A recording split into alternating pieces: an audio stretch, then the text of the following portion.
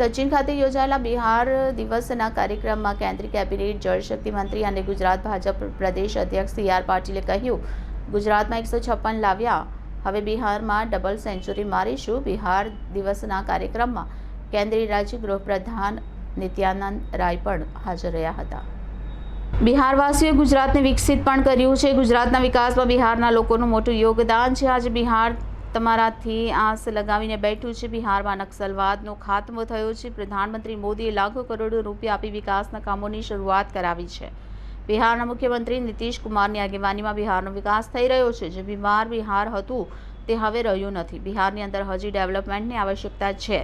હજી વધુ કામ કરવાની આવશ્યકતા છે। મા ગંગા પર પાણીનું પ્રબંધ હોવું જોઈતું હતું, તે કોંગ્રેસીઓએ થવા નહીં દીધું, જેના કારણે બિહારના લોકોએ બિહાર છોડી ગુજરાત આવવાની પણ ફરજ પડી છે।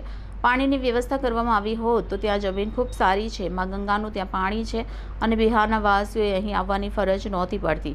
પીએમ મોદીએ બિહારમાં 12,000 કરોડનો ડેમનો પ્રોજેક્ટ મંજૂર કર્યો છે, જે પ્રોજેક્ટને મારા મંત્રાલય દ્વારા ખૂબ ઝડપથી આગળ વધારવામાં આવી રહ્યું છે। વિકસિત ભારતની મુવમેન્ટ ઝડપભેર વધવાની છે। જે લોકો અહીં આવી ગયા છે તે લોકોએ અહીંયા જ રહેવાનું છે। જે લોકો હવે અહીંથી જઈ નથી શકતા, જે લોકો બિહારમાં વસે છે તે લોકોએ પણ વિકસિત ભારતમાં પોતાનો અધિકાર માંગવાનો હક છે।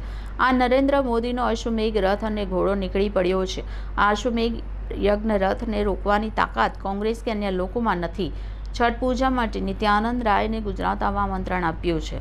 આગામી બિહારની ચૂંટણીને લઈ મોટું નિવેદન આપતા તેઓએ કહ્યું કે બિહારમાં ચૂંટણી પણ છે, અમારા ભાઈ બહેન પણ બિહારમાં છે, જે લોકોને પણ ટકોર કરવામાં આવી છે। આ વખતે ભૂલ ન થવી જોઈએ। ગુજરાતમાં છપ્પર ફાડીને 156 લાવ્યા, તે પ્રમાણે બિહારમાં પણ 200થી વધુ સીટ લાવવાની છે, ડબલ સેન્ચુરી કરવાની છે। બિહારમાં છઠ પૂજાને લઈ સુરતથી સ્પેશિયલ ટ્રેન દોડાવવામાં આવશે।